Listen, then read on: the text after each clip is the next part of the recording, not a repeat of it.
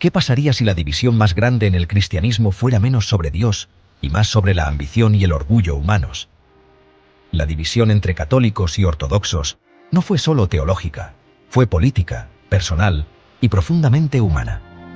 Al principio, había una iglesia, unida por las enseñanzas de Jesús y sus apóstoles, que se extendía desde Siria hasta Gran Bretaña. Los primeros cristianos enfrentaron la persecución juntos y forjaron sus creencias en grandes concilios. Pero incluso en la unidad se sembraron semillas de división. La iglesia a menudo se describía como un cuerpo con dos pulmones: Roma en Occidente, Constantinopla en Oriente. Roma reclamaba la primacía como la ciudad de San Pedro, mientras que Constantinopla prosperaba como el corazón del imperio viviente. Con el tiempo, estos dos centros comenzaron a separarse, cada uno arrastrando a los fieles en su propia dirección. Lo que comenzó como una rivalidad sutil, sentaría las bases para una fractura que resonaría a través de la historia. La iglesia cristiana primitiva era una familia extensa, diversa, pero unida por el bautismo y el credo. La autoridad residía en los concilios ecuménicos, donde los obispos se reunían para resolver disputas por consenso. En el corazón de este mundo se encontraban dos ciudades: Roma, la ciudad de los mártires y la tradición, y Constantinopla, la vibrante capital cristiana de un nuevo imperio. El Papa en Roma era el guardián de la tradición, el ancla en un occidente caótico. El patriarca en Constantinopla era tanto líder espiritual como consejero imperial, su poder entrelazado con el emperador. La asociación Iglesia-Estado de Oriente fomentó un sentido de superioridad cultural e intelectual. A medida que el poder político de Roma disminuía, afirmaba la autoridad espiritual con más fuerza. Constantinopla, en el centro de un imperio próspero, veía las afirmaciones de Roma como una extralimitación. Oriente creía que todos los obispos principales eran iguales. Roma insistía en la autoridad final. Los dos pulmones de la Iglesia comenzaron a respirar aire diferente. Uno de la supremacía papal, el otro de la asociación conciliar. Esta rivalidad dinámica profundizó silenciosamente la división. El escenario estaba listo para el conflicto. El lenguaje moldeó la división de la Iglesia latín en Occidente, griego en Oriente. La teología occidental era legalista y jerárquica, la teología oriental era mística y filosófica. Los malentendidos crecieron a medida que las traducciones fallaban y la comunicación se debilitaba. La geografía y la política ampliaron la brecha. Occidente se aisló. Oriente floreció bajo Bizancio. Incluso pequeñas diferencias: el celibato sacerdotal, la fecha de la Pascua, el pan con levadura frente al pan sin levadura, se convirtieron en símbolos de divisiones más profundas. Las costumbres que alguna vez se vieron como locales se convirtieron en campos de batalla por la autoridad.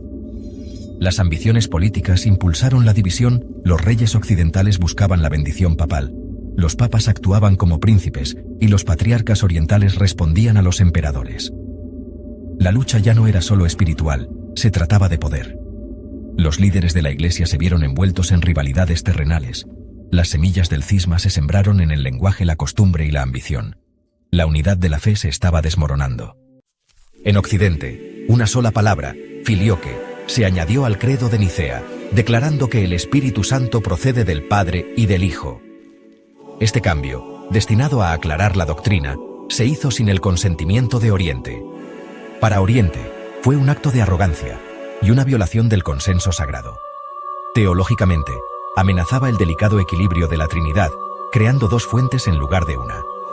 El debate se volvió feroz, simbolizando el creciente abismo entre el pensamiento latino y griego.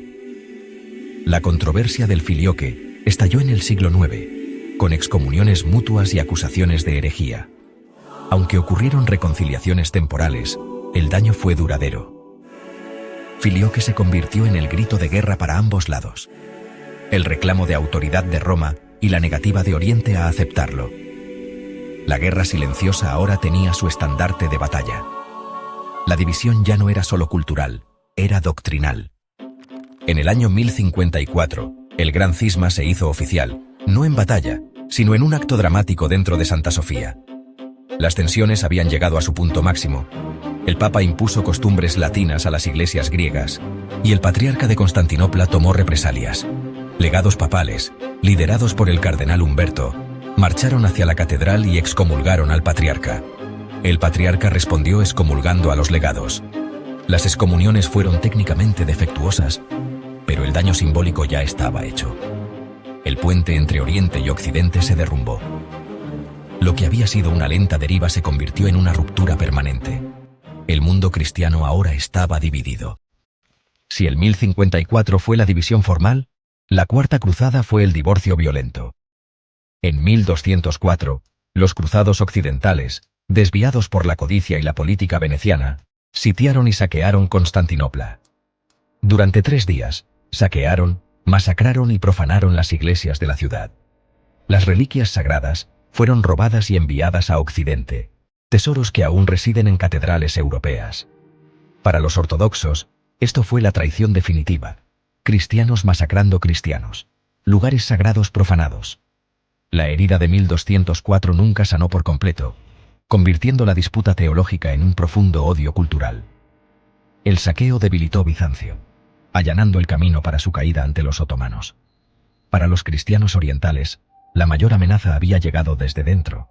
Las cicatrices de la cruzada perduran hasta el día de hoy. 1000 años después, los mundos católico y ortodoxo siguen siendo distintos.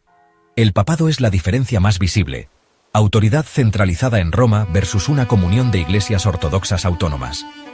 Persisten las divisiones doctrinales, filioque, purgatorio, la Inmaculada Concepción, que reflejan diferencias más profundas en espíritu y tradición.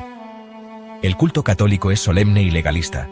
La liturgia ortodoxa es mística, sensorial y antigua. Incluso pequeños gestos, como la señal de la cruz, marcan la antigua división. ¿Fue el cisma por fe o por ego? La historia sugiere que el orgullo y la ambición jugaron un papel más importante que la doctrina por sí sola.